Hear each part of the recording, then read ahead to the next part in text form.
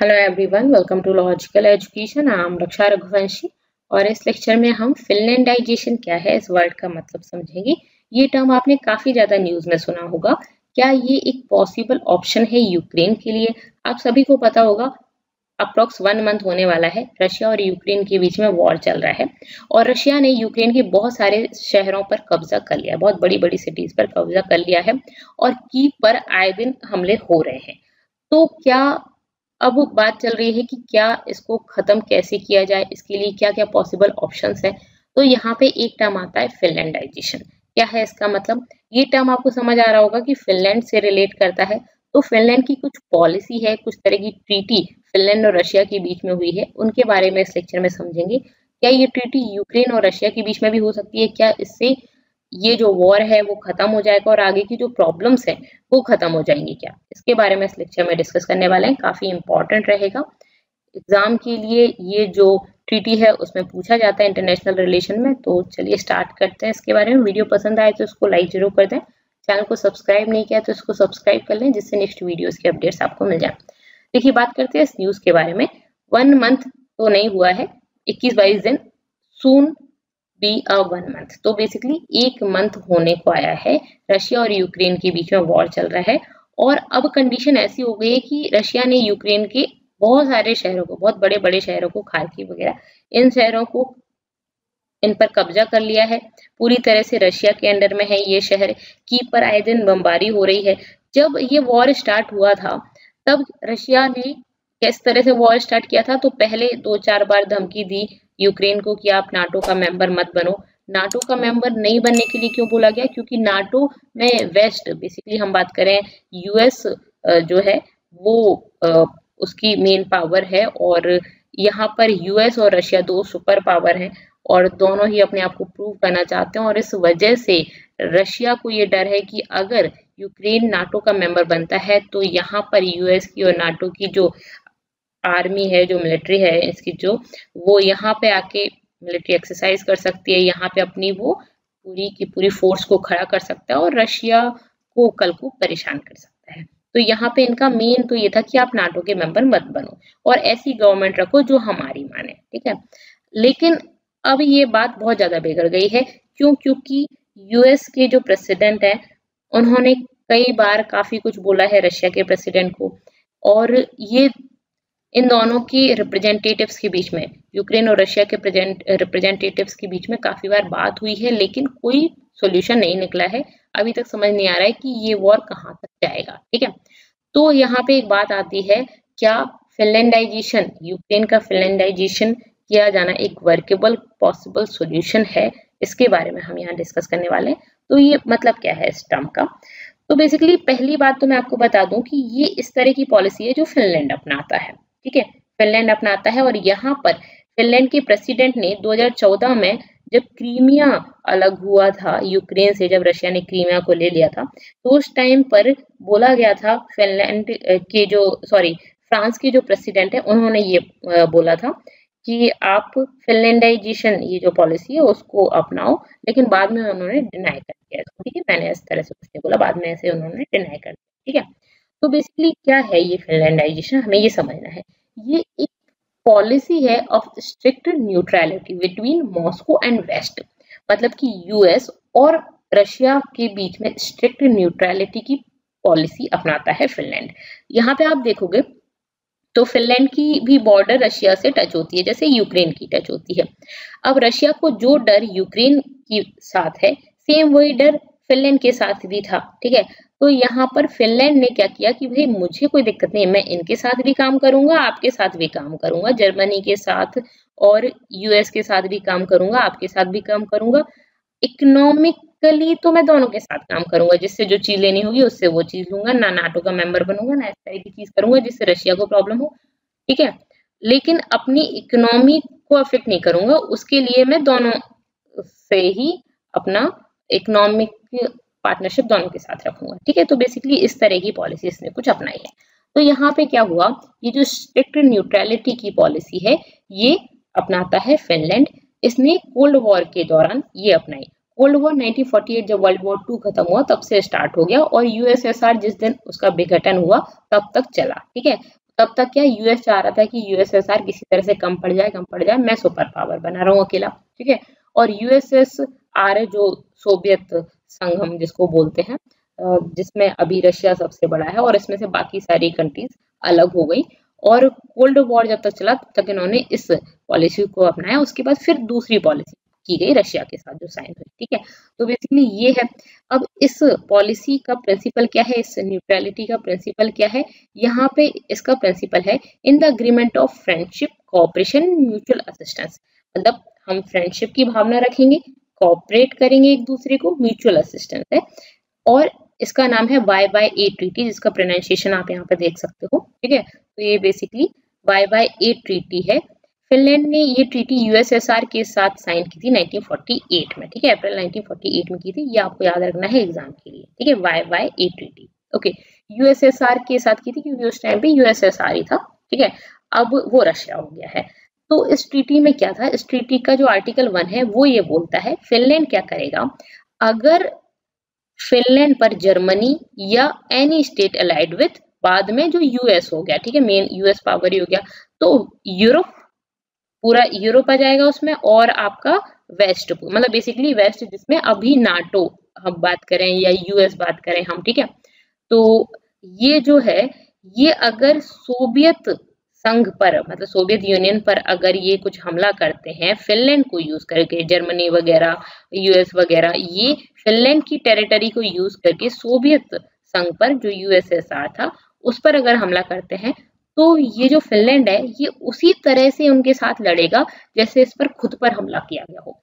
मतलब ये एक बफर, दो बड़ी बड़ी कंट्रीज के बीच में अगर एक छोटी कंट्री है तो वो बफर स्टेट की तरह काम करती है। जैसे कि यहाँ पे चाइना की बात करें और इंडिया की बात करें तो नेपाल और भूटान जो गए वो बफर स्टेट हो गए, ठीक है। तो ये बफर स्टेट होते हैं दो बड़ी कंट्रीज के बीच में, दो सुपर पावर के बीच में छोटी छोटी कंट्रीज बफर स्टेट कहलाती हैं। तो बेसिकली यहाँ पे अगर हम बात करें जर्मनी, यूएस वगैरह, पूरा ये नाटो वाला जो संघ है पूरा, वो अभी हम बात कर रहे हैं, बहुत पहले की बात कर रहे हैं, ये 1948 के बाद यूएसएसआर था तब तक की, ठीक है। तो अगर ये इसकी टेरिटरी को यूज करके अगर यूएसएसआर पर हमला करते हैं तो ये क्या करेगा, ये उसी तरह से लड़ेगा जैसे कि इस पे खुद पे हमला हुआ हो, ठीक है। तो यहाँ पे इन्होंने बोला और ये इंडिपेंडेंट स्टेट की तरह है और fight to repeal the attack, ठीक है। तो इस अटैक के विरोध में ये लड़ेगा और इस केस में क्या करेगा, will use all its available forces, अपनी पूरी फोर्सेस फुल फोर्स के साथ लड़ेगा for defending its territorial integrity by land, sea और एयर, ठीक है। और कोई भी इसकी लैंड को यूज करके अगर यहाँ पे रशिया पे अटैक करता है तो उसको लड़ना है। और इसके बदले में, क्योंकि म्यूचुअल ट्रीटी है, दोनों के बीच में अग्रीमेंट हुआ है, म्यूचुअल अग्रीमेंट हुआ है, तो यहाँ पे सोवियत यूनियन का करेगा, इसको सारी सहायता प्रदान करेगा, जो भी इसको असिस्टेंस चाहिए, जिस तरह की हेल्प चाहिए, जो भी हेल्प इसको रिक्वायर्ड है, ठीक है। आर्मी चाहिए तो आर्मी देगा, और मिलिट्री वेपन्स वगैरह चाहिए तो वो देगा, तो जिस तरह की भी हेल्प चाहिए, अनाज चाहिए तो वो देगा, तो हर तरह की हेल्प सोवियत यूनियन इसको प्रोवाइड करेगा, ठीक है। तो ये इन दोनों के बीच में ट्रीटी हुई थी, सोवियत यूनियन के बीच में और फिनलैंड के बीच में, ठीक है। बाद में क्या हुआ, सोवियत यूनियन टूट गया, है ना, तो फिर ट्रीटी चेंज हो गई। तो क्या हुआ, 1948 की ट्रीटी जो है वो हेलसिंकी मॉस्को रिलेशन 1992 यहाँ तक चली है, ठीक है। और हेलसिंकी क्या है, ये फिनलैंड है, वहां की कैपिटल है ये। और ये जो अग्रीमेंट था ये 1992 तक चला, क्योंकि तब तक ही यूएसएसआर था, ठीक है, सोवियत यूनियन था। उसके बाद फिर पोस्ट सोवियत रशिया, मतलब बाद में जो रशिया बचा उसके साथ फिर नया अग्रीमेंट हुआ। ये नया अग्रीमेंट जो था ना, वो इन दोनों प्रेसिडेंट के पहले जो अग्रीमेंट थे उनका मिला जुला अग्रीमेंट था, ठीक है। जोहो कुश्ती पासिकीवी, ये 1946 में ये थे। और उर्हो केकोनेन, ये प्रेसिडेंट, ये दोनों प्रेसिडेंट 1956-82। तो इन दोनों की जो ये दोनों के साथ जो ट्रीटी हुई, वो पॉलिसी, उसका बेसिकली मिला जुला दूसरी एक अग्रीमेंट हुआ रशिया और फिनलैंड के बीच में। इसका नाम क्या है, पासिकीवी केकोनेन लाइन, ठीक है। इसको इंटरनेशनल रिलेशंस में पढ़ाया जाता है, तो इसको आपको याद रखना है, ओके।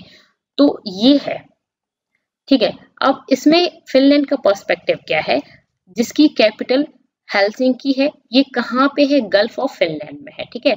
और यहाँ पे रशिया का अगर हम बात करें तो सेंट पीटर्सबर्ग जो है उसके पास में, यहाँ पे आप इस डायग्राम में देख सकते हो आप यहाँ पे, ठीक है। तो देखिए यहाँ पे आप देखें, ये फिनलैंड है और ये हेलसिंकी है और यहाँ पे सेंट पीटर्सबर्ग है। ये बाउंड्री है, ये रशिया है आपका और ये फिनलैंड है, ठीक है। ये एस्टोनिया, लातविया और लिथुआनिया यहाँ पे है, यहाँ पे स्वीडन, नॉर्वे है। आप इसको थोड़ा छोटा करके देख लीजिए, ठीक है। यहाँ पे आपको समझ आ जाएगा, ये Finland, Sweden, Norway, Estonia, Latvia, Lithuania, Belarus, फिर यूक्रेन आ जाता है और ये पूरा रशिया है, ठीक है। यहाँ पे एक बड़ी सिटी सेंट पीटर्सबर्ग हो गई और यहाँ पे आपका, ठीक है, क्लियर हो गया यहाँ पे। तो बेसिकली ये गल्फ ऑफ फिनलैंड में सिचुएटेड है, इसकी कैपिटल। और यहाँ पे अगर हम ट्रीटी की बात करें, treaty protected it from being attacked or incorporated into USSR like the Baltic and Eastern European states। मतलब ईस्टर्न यूरोपियन स्टेट से इधर से, मतलब यहाँ पे फिनलैंड है, ईस्टर्न यूरोपियन स्टेट से कोई भी, मतलब बेसिकली बाल्टिक नेशन और इनके बीच में, बाल्टिक नेशन कौन से हैं? लाटविया, लिथुआनिया और ये आपके जो है ये एस्टोनिया, ये बाल्टिक स्टेट्स बोलते हैं इनको, ठीक है। तो यहाँ से कोई भी अटैक होता है तो ये इसको इसके बीच में है और इसको प्रोटेक्ट करेगा, ठीक है। It allowed the country to pursue the path of democracy and capitalism. ये डेमोक्रेटिक कंट्री है तो उस तरह से रहेगा, कोई दिक्कत नहीं है। पूंजीवाद का रास्ता अपनाएगा, कोई दिक्कत नहीं है। While staying out of conflict between great powers. दो ग्रेट पावर्स, यूएस और हम बात करें यूएसएसआर जो अब रशिया है, तो इन दो ग्रेट पावर्स के बीच में ये, मतलब इन दोनों के बीच में नहीं आएगा, उसको कोई दिक्कत नहीं है। वो अपनी डेमोक्रेसी और कैपिटलिज्म को परस्यू कर सकता है, उस पाथ पे चल सकता है, वो कोई दिक्कत नहीं है। उन दोनों के साथ इकोनॉमिक पार्टनरशिप भी कर सकता है, मतलब अपने जो भी सामान वगैरह है वो इंपोर्ट एक्सपोर्ट कर सकता है, ठीक है, पूरे यूरोप के साथ कर सकता है, वो कोई दिक्कत नहीं। बट जहाँ पे कॉन्फ्लिक्ट वाली बात आती है ना, दोनों के बीच में जहाँ पे कॉन्फ्लिक्ट है वहां पे वो चुप रहेगा, उन दोनों से दूर रहेगा, स्टे आउट रहेगा, ठीक है। उन दोनों के बीच में नहीं आएगा जहाँ पे कॉन्फ्लिक्ट होते हैं, ठीक है। तो फिनलैंड जो है ना, उसने मार्शल जो प्लान है उसमें भी पार्टिसिपेट नहीं किया था। ये प्लान यूएस का है। इसमें बेसिकली क्या है कि जब पूरा का पूरा वर्ल्ड वॉर के टाइम पे पूरा यूरोप लड़ रहा था ना, उस टाइम पे यूएस ने क्या किए थे, अपने वेपन्स वगैरह उनको बेचे थे, ठीक है, और बहुत सारा पैसा कमाया। और लास्ट में आया था वो, जब जापान पे इसने 2 बम, अकेले 2 ही बम गिराए थे यूएस ने तो, और बहुत सारा पैसा कमाया उन वेपन्स को बेच के। अब जब कोई आपका इतना फायदा करता है ना, बदले में आपसे क्या चाहता है, आपसे कुछ ना कुछ तो चाहेगा ही। तो फिर इसने क्या किया कि हम आपको वेपन्स दे रहे हैं, हथियार दे रहे हैं, और आप हमारे साथ इस तरह की ट्रीटी कर लो, हमारे साथ कुछ हमें भी तो बदले में दो। तो हमें आप क्या करोगे, basically promoted the idea of shared interest, ठीक है, and cooperation between US and Europe. मतलब कि हमारी सामान बनाए उसने, फिर उसके बाद बेचे, तो इकोनॉमिकली उसको फायदा हुआ और वो इतना अमीर बन गया यूएस। तो ये जो मार्शल प्लान है उसमें फिनलैंड ने पार्टिसिपेट नहीं किया, ठीक है। और इसने क्या किया, न्यूट्रल पोजीशन रही on matters on which the Soviet Union and West disagreed. मतलब बेसिकली वेस्ट और सोवियत यूनियन, मतलब कि जो यूएसएसआर, जो रशिया है वो, और यूएस, जिस मैटर पर इन दोनों के बीच में कॉन्फ्लिक्ट है ना, उसमें ये न्यूट्रल रहा। जैसे अभी इंडिया न्यूट्रल है, उसको मतलब नहीं, वो बोल रहा है ठीक है हम कुछ कमेंट नहीं करेंगे, ठीक है। तो इसने भी अपनी इस तरह से न्यूट्रल पोजीशन रखी उन मैटर्स पे, ठीक है। स्टेट अलूफ फ्रॉम नाटो, ये नाटो का मेंबर नहीं बना। यूरोपियन मिलिट्री पावर्स, इसका भी पार्ट नहीं बना। And use this positioning to ward off pressure from Moscow to become part of Soviet. मतलब बेसिकली क्या है कि अगर ये ऐसा करता तो फिर जैसा भी यूक्रेन के साथ हो रहा है वैसा ही फिनलैंड के साथ भी हो सकता था। तो इसीलिए इसने क्या किया कि नहीं, मैं इसके साथ भी नहीं हूँ, इसके साथ भी नहीं हूँ, फायदा जहाँ पे मिल रहा है, इकोनॉमिक फायदा मुझे मिलेगा तो मैं अपना इंपोर्ट एक्सपोर्ट, ये सब चीजें, सामान बेचना खरीदना, ये सब करूंगा, लेकिन मैं जहाँ पे कॉन्फ्लिक्ट वाली चीज है वहां पे चुप रहूंगा। तो इस वजह से ये बच गया, ठीक है। और ये एक तरह का ब्रिज की तरह काम किया इसने, ना कि मतलब सामान लेने ले जाने और वो सब चीजों के लिए। मतलब बेसिकली इसने फ्रेंडशिप वाली चीज तो की, लेकिन जो विरोध वाली चीजें हैं वो नहीं की, ठीक है। तो आर्टिकल, यहाँ पे एक आर्टिकल आया था 2014 में, टू सेटल द यूक्रेन, जिसका ये टाइटल था, to settle the Ukraine crisis start at the end. ये 2014 में, मार्च 2014 में ये आर्टिकल पब्लिश हुआ था, जिसमें हेनरी किसिंगर ये कौन है? ये यूएस सेक्रेटरी ऑफ स्टेट रहे हैं 1973 टू 1977। इन्होंने 2014 में ये बोला था, इन्होंने बोला कि if Ukraine is to survive and thrive, ठीक है, यूक्रेन अगर सर्वाइव करना चाहता है तो उसको क्या करना चाहिए? It must not be either side outpost, किसी एक साइड का आउटपोस्ट नहीं बनना चाहिए, ठीक है, और दूसरे के अगेंस्ट नहीं होना चाहिए, ऐसा जैसा अभी नाटो का मेंबर बन रहा था। तो इस तरह की चीज नहीं करनी चाहिए यूक्रेन को। It should function as a bridge between them, इन दोनों के बीच में ब्रिज की तरह काम करना चाहिए इसको, ना कि एक आउटपोस्ट की तरह काम करे ये, ठीक है। तो बेसिकली इन्होंने ये सजेस्ट किया था। यहाँ पे इनने कुछ सजेशंस, ये जो 3 सजेशंस यहाँ पे लेके गए ये इनके द्वारा दिए गए थे। Ukraine should have the right to choose freely its economic political assistance, ठीक है, मतलब कि किसको नेता बनाना है, क्या बनाना है, किसको प्रेसिडेंट बनाना है, क्या करना है, ये खुद कर सकता है, ठीक है, उसको इतनी पावर होनी चाहिए। इकोनॉमिक डिसीजन भी अपने ले सके, वो उसको होना चाहिए जैसे फिनलैंड लेता है, ठीक है। इंक्लूडिंग विथ यूरोप, यूरोप के साथ भी किस तरह से उसको अपने इकोनॉमिक रिलेशन बनाने हैं, वो सब वो डिसीजन ले सके, उसके पास इतना राइट होना चाहिए। Ukraine should not join NATO, लेकिन इसको नाटो ज्वाइन नहीं करना चाहिए, ठीक है। Ukraine should be free to create any government, मतलब वो किसी भी तरह की कैसी भी गवर्नमेंट बना सके, compatible with expressed will of its people, मतलब वो किसी भी तरह की गवर्नमेंट बना सके। यहाँ पे एक्चुअली यूक्रेन में भी क्या है कि अगर आप यूक्रेन को देखोगे, यहाँ पे रशिया से बाउंड्री मिल रही है, अगर हम इसको पार्ट में करें तो ये ईस्ट वाला पार्ट है और ये वेस्ट वाला पार्ट है। यहाँ पे ईस्ट वाले जो लोग हैं ना, वो रशिया को सपोर्ट करते हैं, वो ऐसा ही मानते हैं कि हम रशियन ही है, क्योंकि वो रशियन लैंग्वेज ही बोलते हैं, उसी तरह की लैंग्वेज बोलते हैं, तो उनको वो अपने अपने लगते हैं। यहाँ पे वेस्ट वाले जो लोग हैं वो रशिया को सपोर्ट नहीं करते। तो इसके अंदर भी ना 2 गुट बटे हुए हैं, ये लोग रशिया को सपोर्ट करते हैं, ये लोग रशिया को सपोर्ट नहीं करते हैं। तो ये बोल रहे हैं कि इस तरह की गवर्नमेंट बने, मतलब जैसे लोग चाहते हैं, और अपने लोगों के बीच में जो कॉन्फ्लिक्ट्स हैं उनको ये सॉर्ट आउट करें यहाँ के नेता, ओके। और गवर्नमेंट जो है वो वैसी गवर्नमेंट बने जैसी ये चाहते हैं, ना कि रशिया के अंडर में रशिया को सपोर्ट करने वाली, क्योंकि यहाँ पे कुछ गवर्नमेंट बनती है जो रशिया को सपोर्ट करती है, कुछ ऐसी बनती है जो वेस्ट को सपोर्ट करती है, मतलब जिनका झुकाव वेस्ट की तरफ जाता होता है, कुछ का रशिया की तरफ ज्यादा होता है। तो ये यहाँ पे प्रॉब्लम है, ठीक है। उसके बाद यहाँ पे इन्होंने बोला कि इस तरह की कुछ पॉलिसी अपनाएं कि अपनी जो कंट्री के वेरियस पार्ट्स में जो प्रॉब्लम्स चल रही हैं उनको रिकंसिलिएट करें, ठीक है। तो बेसिकली उन प्रॉब्लम्स को सुलझाएं वो, और internationally they should pursue a posture comparable to that of Finland, मतलब फिनलैंड की जैसी पॉलिसी है वैसी पॉलिसी अपनाएं। और यहाँ पे वो इंडिपेंडेंट स्टेट है, तो नो डाउट वो इंडिपेंडेंट स्टेट ही रहे, मतलब ऐसा नहीं कि उस पर रशिया जैसी बोले वैसा उसको करना हो, तो रशिया के अंडर में ना रह के पूरा एक इंडिपेंडेंट स्टेट रहे, वो अपने जिस तरह के डिसीजन लेना चाहता है वैसे ले, लेकिन वो रशिया और यूएस के बीच में लड़ाई का माध्यम ना बने, ठीक है। तो इन्होंने इस तरह से बोला। तो बेसिकली अगर ये इस तरह से करता है तो फिर रशिया से भी बच पाएगा और यहाँ वेस्ट से भी बच पाएगा, ठीक है। वेस्ट का भी देखें तो अभी यूक्रेन को ऐसा ही लगा ना कि नाटो उसकी हेल्प करेगा, और इसी वजह से यूक्रेन ने क्या किया, यहाँ पे युद्ध होने दिया, कोई दिक्कत नहीं की इसमें, लेकिन बाद में नाटो ने उसकी हेल्प भी नहीं की। अब मर कौन रहा है? अब यूक्रेन ही सफर कर रहा है इसमें, ठीक है। और रशिया को भी प्रॉब्लम हो रही, क्योंकि रशिया की भी डेली उसकी भी आर्मी, उसकी भी वेपन्स वगैरह खत्म हो रहे हैं ना, तो वो उसकी इकोनॉमी भी पीछे चली जाएगी, और उस पर इतने सारे सैंक्शंस अलग लगाए जा रहे हैं। तो यहाँ पे सबसे ज्यादा अगर फायदा देखें तो किसको हो रहा है? तो वेस्ट को फायदा हो रहा है, ठीक है। तो अगर देखा जाए तो यहाँ पे ये दोनों ही कंट्रीज का बिगड़ रहा है, ओके। तो बेसिकली ये एक पॉसिबल सोल्यूशन बताया इन्होंने।